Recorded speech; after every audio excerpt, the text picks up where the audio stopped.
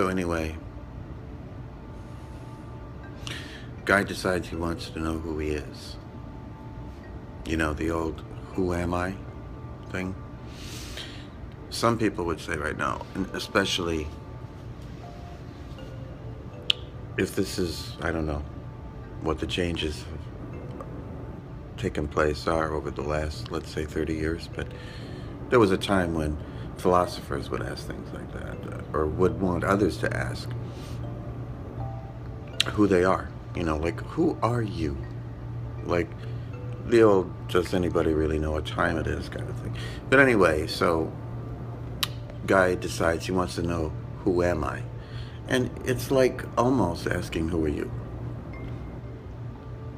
Like, who am I compared to what?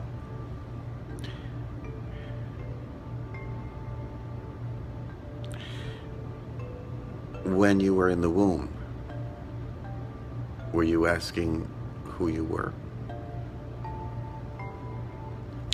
No, because didn't have no education. Infants don't have no education. All they know how to do is breathe in and out. But as soon as you know how to breathe in and out, and as soon as you find that you're not living at the bottom of the food chain, as soon as you find that maybe, like, there are things about you that are not only acceptable to your environment, but even preferred, like maybe your skin color or your gender, things begin to add up. And if they do, and you can go forward with all these positive aspects of yourself, you probably won't ask who you are. You'll just stop looking gift horses in the mouth and, you know, accept it.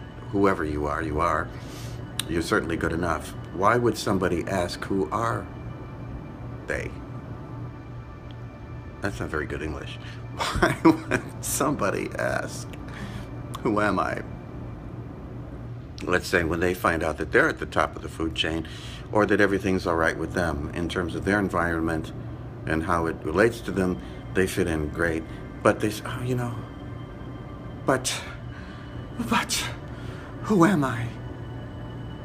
Usually it's because they already have everything they want and they see pain around them.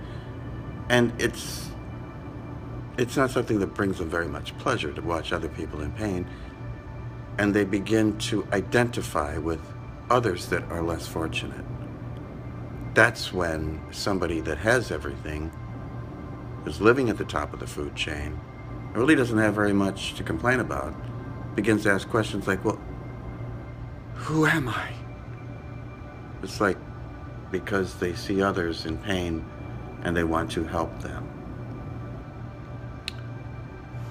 You know, the real cure, if you know, if you don't like people that ask who they are, or people that like to help others, or whatever, maybe you think they're all do-gooders. The thing that would cure them, though, is that they go to somebody that seems to need help, and they get kicked in the teeth for their efforts. Then they know who they are. There's somebody in need of a dentist.